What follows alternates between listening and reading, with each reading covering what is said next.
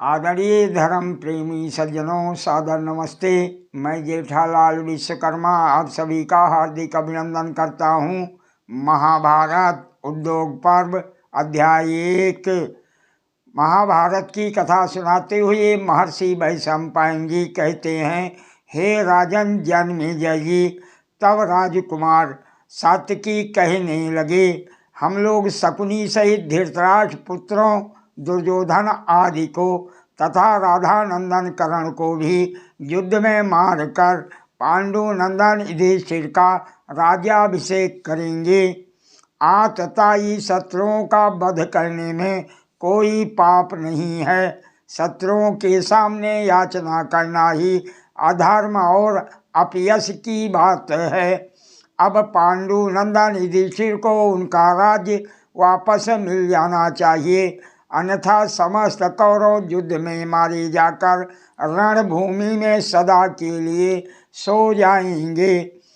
महाराज द्रुपद कहने लगे, हे महाबाहु, तुम्हारा कहना सत्य है। निसंदेह ऐसा ही होगा, क्योंकि दुर्योधन मधुर अर्थात शांतिपूर्ण व्यवहार से राज्य कभी नहीं देगा। अपने उस पुत्र के प्रति मोह आसक्त रहने वाले धृतराष्ट्र भी उसी का अनुसरण करेंगे। भीष्म और द्रोणाचार्य दीनतावश तथा राधा नंदन कर्ण और शकुनी मूर्खतावश दुर्योधन का ही साथ देंगे। बलराम जी का कथन मेरे विचार में उचित नहीं है। मैं जो कुछ कहने लगा हूँ वही सुनीति की इच्छा रखने वाले पुरुष को सबसे पहले करना चाहिए। धृतराष्ट्र पुत्र दुर्योधन से मधुर अथवा नम्रतापूर्ण वचन कहना किसी प्रकार भी युक्त नहीं है। मेरा ऐसा मत है कि वो पापपूर्ण विचार रखने वाला है, अतः मृदु व्यवहार से बस में आने वाला नहीं है।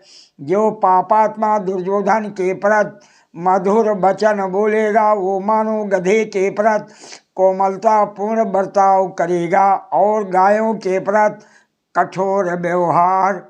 पापी एवं मूर्ख मनुष्य मृदु वचन बोलने वाले को शक्तिहीन समझता है तथा कोमलता का व्यवहार करने पर वो ये समझने लगता है कि मैंने इसके धन पर विजय पा लिया है।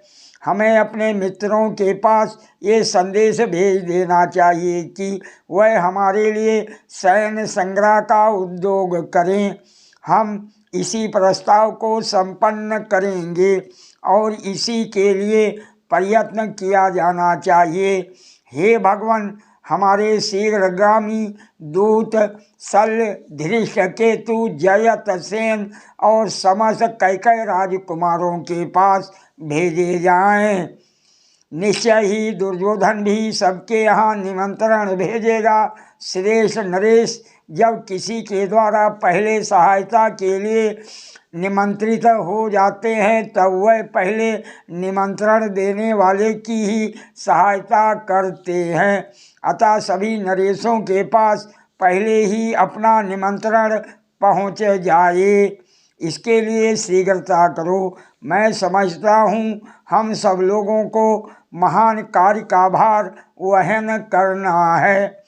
हे मत्स्य नरेश, ये मेरे पुरोहित विद्वान ब्राह्मण हैं, इन्हें उचित संदेश देकर धृतराष्ट्र के पास भेजिए।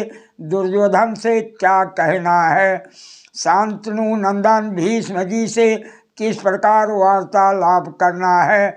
धृतराष्ट्र को क्या संदेश देना है? रथियों में श्रेष्ठ द्रोणाचार्य से क्या बातचीत करनी है? ये सब इन्हें समझा दीजिए। सादर प्रणाम। जय श्री कृष्ण।